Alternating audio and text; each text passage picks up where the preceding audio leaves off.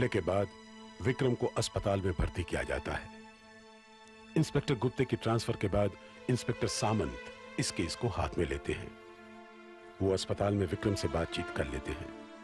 हमले की खबर पढ़कर विशाखा अस्पताल पहुंचती है। रघुनाथ मुनावर से पुलिस के सवालों का सोच समझकर जवाब देने को कहता है। विक्रम के कहने पर विशाखा वहीं अस्पताल में रुक जाती है, लेकिन उसी रात विशाखा पर हमला किया जाता है। मैं सो रही थी, ब्रदर भी सो रहे थे, तभी उस आदमी ने आकर मेरा गला पकड़ लिया।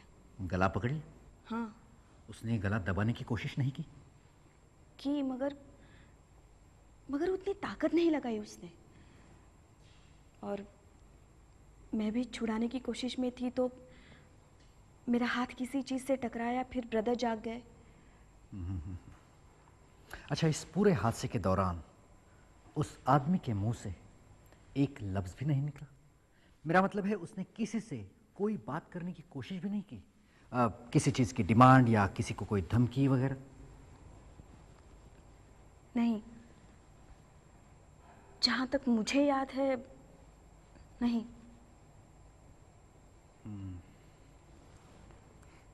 अच्छा, तुम्हें चोट तो नहीं आई? नहीं, आई एम ऑल राइट। ठीक है, मैं विक्रम जी से मिल लेता हूँ। एक मिनट प्लीज। देखिए, ये जो भी मेरे साथ हुआ उसे लेकर वो पहले से बहुत टेंशन में है। आप अगर उनसे बाद में मिले तो प्लीज। ठीक है। अच्छा, एक मिनट, इस हादसे के दौरान उस आदमी की कोई चीज या कोई निशानी बता सकती हो मुझे? याद है तुम्हें? कोशिश करके देख लो। हाँ हाँ, उसकी आंखें नीली थी, उसकी आंखें।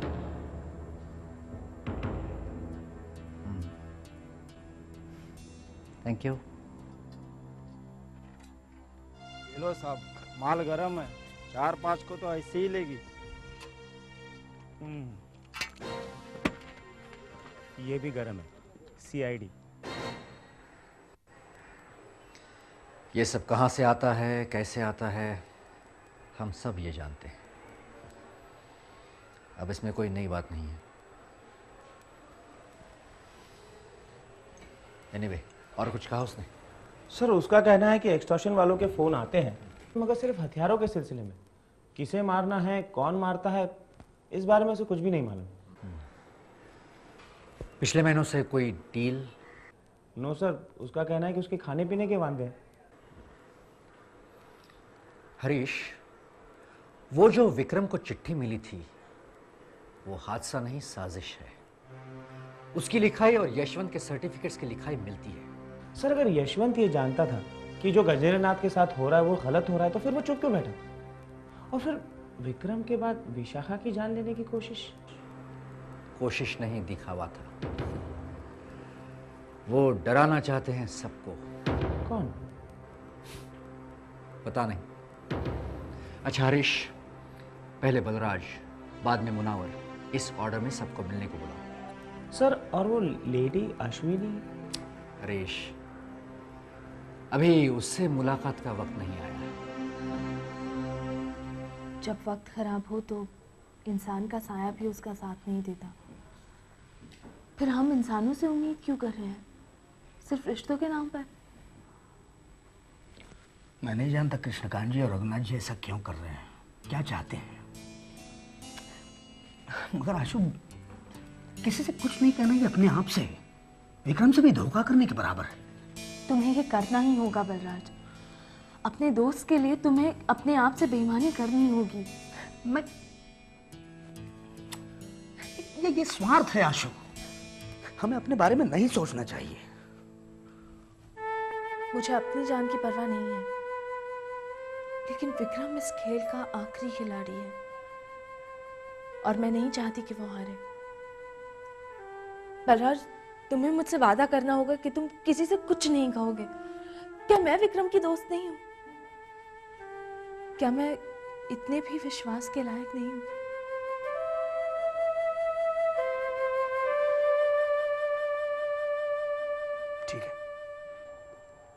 शालिनी आने के लिए निकली है। विक्रम और वो एक दूसरे से नहीं मिलेंगे। जी।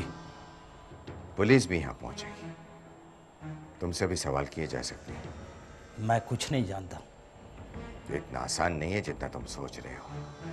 आप मुझ पे शक कर रहे हैं? मैं तुम पर शक नहीं कर रहा हूं। उस नए अफसर पर मुझे भरोसा नहीं है जो गुप्ते की जगह आया है। एक क्या, अगर 10 अफसर भी आ जाए ना तो शंकर की वफादारी को हिला नहीं सकेंगे। वैसे तो वफादारी गली और नुक्कड़ पर बिकती है, लेकिन तुम बिकने वालों में से नहीं हो, ये हम जानते हैं। नो नो नो, मैं अब ठीक हूं और मैं तुम्हें छोड़ने आ रहा हूं। चलो। विक्रम, अपना घर है यहां। अपना? तुम्हारा। विशाखा को इस तरह जाने मत दो। घर पर लौटो। जब जंगल में तूफान आता है ना रघुनाथ सेठ, तब जानवर गुफा का सहारा नहीं लेते। विशाखा इस शहर में नहीं रहेगी और तुम्हें उसे रोकने का कोई अधिकार नहीं है।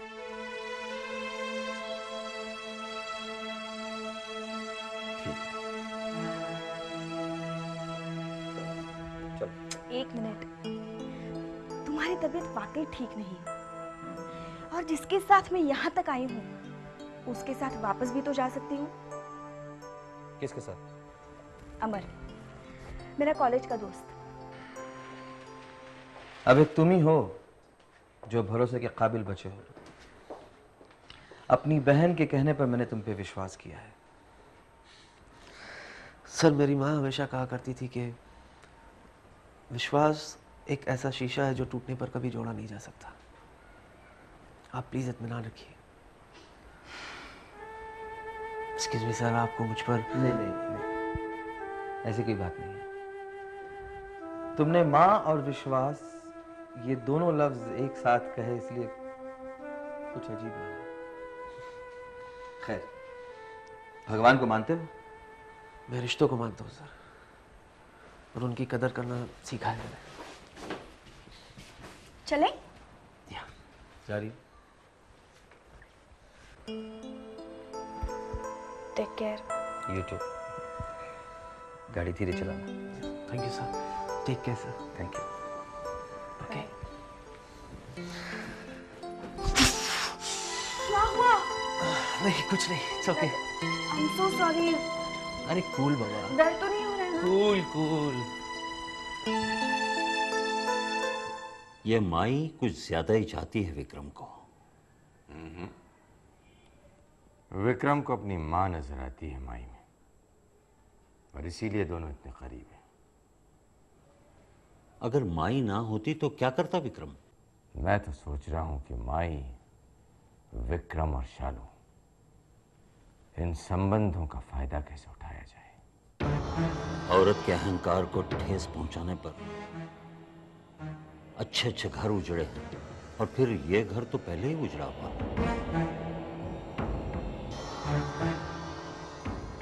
साल में एक दो बार काम की बातें कर जाते थे।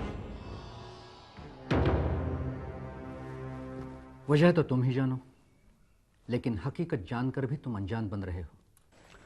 इंस्पेक्टर साहब, ये लड़ाई ताकत की नहीं, जज्बात की है, और इसीलिए विक्रम घायल हो रहा है। अब बार तुम्हारे जवाब उलझन बढ़ा रहे हैं बलराज। पहले विक्रम, फिर विशाखा, फिर उनकी मां, फिर रघुनाथ जी। एक एक करके किसी पर भी हमला हो सकता है। कुछ नहीं होगा उन्हें। किसे? उस घर के लोगों को। ओ। तुम विक्रम को ढूंढते हुए उसके ऑफिस पहुंचे थे, कोई खास वजह या जरूरी काम? उसे ढूंढते हुए मैं उससे मिलने गया था ऑफिस में, तो वहां नहीं था, इसलिए मैं पार्किंग में गया। मैं जानता हूं और तुम भी जानते हो कि ये झूठ है। हाँ, ये झूठ है, और जिस दिन मुझे सच्चाई का पता चल जाएगा, सबसे पहले मैं आपको आकर बताऊंगा। वादा रहा। अब जा सकता हूं? रुको ना, थोड़ी देर और।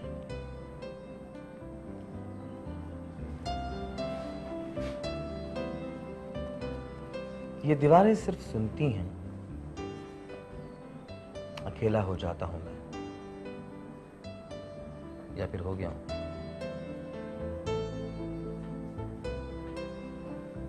एक सवाल पूछूं तुमसे? पूछो। ये सब जो हो रहा है क्या वो सही है?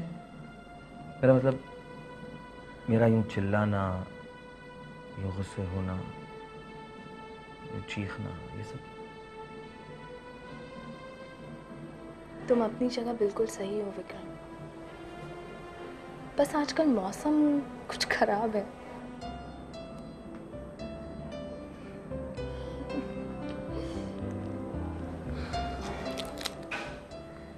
चॉकलेट खाओ।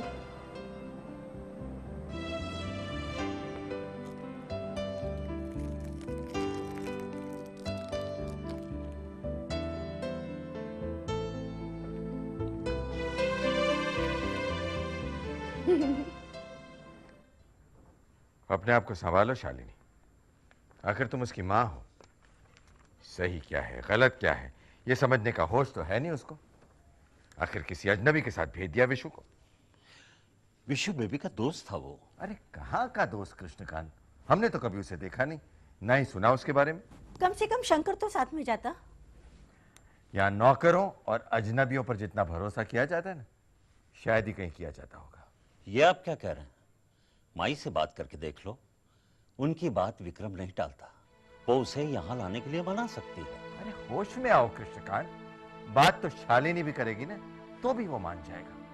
आखिर बेटा है उसका। हाँ ये बात और है कि शालिनी को बात करने का कभी मौका नहीं दिया जाता। मौके का इंतजार नहीं करते, मौके हासिल किए जाते हैं। अब चली गई है वो। मेरा मेरी ही नजरों पे विश्वास नहीं रहा।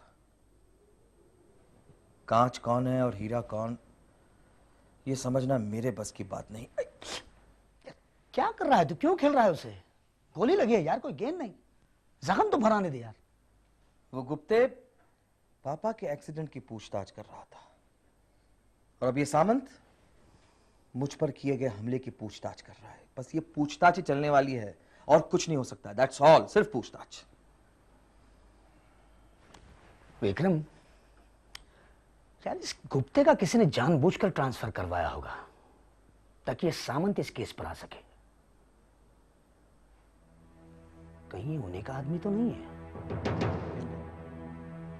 उन्हीं का यार, वो किनका बल्लू? अरे यार उन्हीं का जिन्होंने तुझ पर हमला किया, विशु को मारने की कोशिश की। सामंत क्या कहता? क्या कहेगा? कहता है कि वो सिर्फ एक दिखावा था, विशु को मारने का उनका प्लान नहीं था। हाँ हाँ, वो विशु को मारने ही आया था यहाँ। उसे मारने आया था वो। तू कह दे, सामंत से कह दे जाके, विशु को कोई नहीं मार सकता। उसका कोई बाल भी बाका नहीं कर। तू विक्रम, ऐसी कोई बात नहीं है, ऐसी कोई बात नहीं है। Just relax. हो सकता है यार कि हम ही सामंत के बारे में नेगेटिव सोच रहे हो। शायद वो भी जानना चाहता होगा कि शायद हो सकता है, शायद यकीन के साथ कह सकते हो। यार बल्लू, इस दुनिया में मुझे कोई एक इंसान बता यार तू, जो सच और झूठ के फर्क को समझ सके या फिर हमें समझा सके। देखिए यार, तू ज्यादा बात। हम भी किस मिट्टी के बने हुए हैं यार। झूठ हमसे बर्दाश्त नहीं होता और सच सुनने की हमें ताकत नहीं।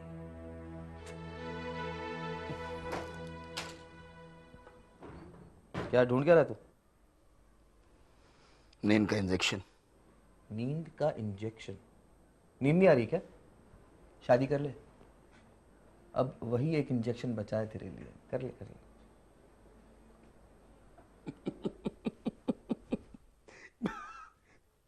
अबे साले, इंजेक्शन तुझे देना है, होश में नहीं है तू।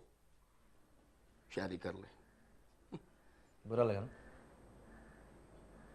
झूठी हंसी थी तेरी। मैं जानता हूं तुझे बचपन से, इडियट। तुझ में जरा भी सेंस ऑफ ह्यूमर नहीं है। अबे साले, तू ठीक हो जा, बाद में मैं तुझे देखता हूं। जिन्होंने काम रोका हुआ था और जिन वर्कर्स को तुम मिस्टर विक्रम से मिलाने वाले थे, उनके नाम बता सकते हो? जी सर, वो हमारे लोग नहीं थे, वो दूसरे यूनियन के लोग थे। नहीं, लेकिन जिन 2-3 वर्कर्स को मैं मिला हूं, उन्होंने तो कहा कि तुम ही उनके लीडर हो और आजकल तुम उनकी प्रॉब्लम्स की तरफ ध्यान नहीं दे रहे हो। उस टेबल पर कुछ नहीं लिखा है, मुझे जवाब दो। सर, यूनियन के ऑफिस में उनके नाम मिल जाएंगे सर। अच्छा, मैनेजमेंट और यूनियन के बीच जो आखिरी कॉन्ट्रैक्ट साइन हुआ, उसकी फाइल तो जल चुकी है। उसके बारे में तुम कुछ जानते हो? नहीं सर, नहीं। तो फिर ये अस्पताल में जो हमला हुआ था, क्या वो जानबूझकर हुआ था? उसके बारे में कुछ जानते हो? नहीं सर, उसके बारे में बताओ। हरीश, जाने दो उसे। जाओ।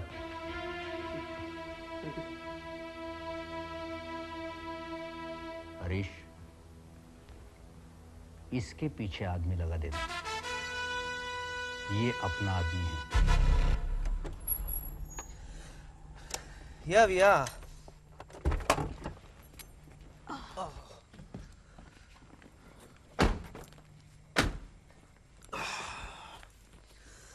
मैडम, ये रहा आपका बैग। यहाँ से आप ऊपर जाएंगी, ऊपर आपका कमरा है और डिचकियाँ। देखो ब्रदर को फोन जरूर। मैं जरूर कर दूंगा। आप ऊपर जाइए और कृपया करके सो जाइए। Okay, good night. थैंक्स। ये तो बहुत प्रॉब्लम हो गया यार। एक्चुअली क्या है ना विशाखा, थैंक्स से काम नहीं चलेगा। पेट्रोल का बिल देना होगा, उसके साथ रास्ते में हमने कुछ तीखे विके खाए थे, उसका मिनरल वाटर, और समझ गई ना तुम? थैंक्स। 2 थप्पड़ चढ़ाऊंगा इस थैंक्स के बदले। ऊपर गो अप। हेलो।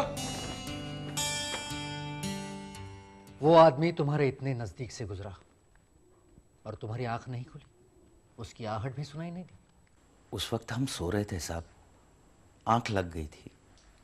कोई नशा पानी तो नहीं करते हो? मेरा मतलब शराब, चरस वगैरह? नहीं साहब, हम नशा पानी नहीं करते। उस वक्त तो हम पूरे होश में थे। हमने तो उसे पकड़ना भी चाहा, पर वो हरामखोर भाग गया। अच्छा, ये लड़की वो क्या नाम था? विशाखा सर। हाँ। उसका हॉस्टल कहाँ पर है, जानते हो तुम? शहर से 4 घंटे का रास्ता है साहब। जगह का नाम नहीं मालूम है क्या? अब नाम जानकर हम क्या करेंगे साहब? अच्छा, उस आदमी का हुलिया बता सकते हो? हाँ, याद करो। याद क्या करना साहब, काला भैंसा था, काली कमीज, काली टोपी, मुंह पर काला कपड़ा था साहब। हाँ साहब, उसकी आंखें नीली थी साहब। नीली आंखें? और कुछ? हाँ साहब, साहब ने मुठभेड़ के वक्त उसके पैर में इंजेक्शन भोग दिया था। वो जख्म अभी भी ताजा होगा साहब।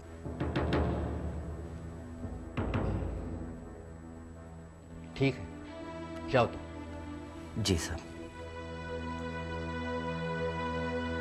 सर, आप कहें तो एक आदमी लगा दो इसके पीछे। नहीं हरीश, ये आदमी बहुत सीधा साधा है। विशु के साथ जो लड़का था वो उसके कॉलेज में पढ़ता है या वहीं रहता है? नहीं, कॉलेज में पढ़ता है। बहुत होशियार है माई वो। ये विशु भी कितनी बड़ी हो गई नहीं? नहीं तो क्या, इतनी सी रहेगी? नहीं, बदल भी गई है। पहले तो ब्रदर के अलावा उसका कोई नहीं था। अब दोस्त, कारें, शायद उसे अब मेरी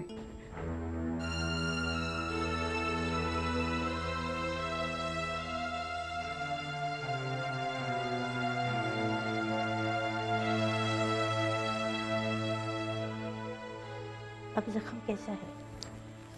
जख्म भर रहा है। कल की भागदौड़ी से थोड़ा दर्द था। विक्रम को भूख लगी थी, इसलिए शंकर, खाना मेज पे रख दो। मुझे विक्रम से बात करनी है, अकेले में।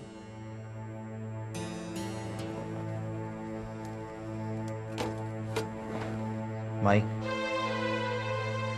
रुको। उस दिन बलराज को भी तुमने ठीक इसी तरह रोका था। उसे बेटे का हक दिलाना चाहते थे तुम।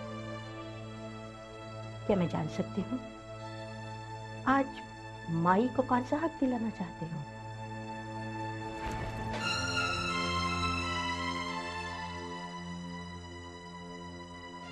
किसके लिए रोक रही हो तुम माई मुझे? इस औरत के लिए? हाँ, मैंने दिया है माई को ममता का हक। तुम्हारे लिए मां इस शब्द का मतलब क्या है जानती हो? मैं बताता हूं। एक जिस्म, एक शरीर जो जन्म देता है, जिंदगी देता है। अरे ये काम तो जानवर भी कर लेते हैं। तुम्हें तो खुश होना चाहिए। तुम आजाद हो, अपने फैसले खुद कर सकती हो, कर चुकी हो। मैं यहां मौत के साए में जी रहा हूं, हर पल मर रहा हूं मैं। और मरने के लिए ना ही मां की जरूरत होती है, ना ही ममता की। इतना ही। बोलने दो इसे। आज इसे पूरी भड़ास निकालने दो अपनी मन की। हाँ, इस शरीर ने तुम्हें जन्म दिया, लेकिन ममता तुम्हें इस दिल ने दी है। तुम क्या जानो औरत के लिए मजबूरी किस रूप में आती है। तुम्हें तो तुम्हारी ममता मिल गई विक्रम। मुझे मेरा बेटा लौटा दो, मेरी बेटी मुझे लौटा दो, मुझे मेरी औलाद लौटा दो विक्रम। मैं एक मां हूं विक्रम, एक मां हूं।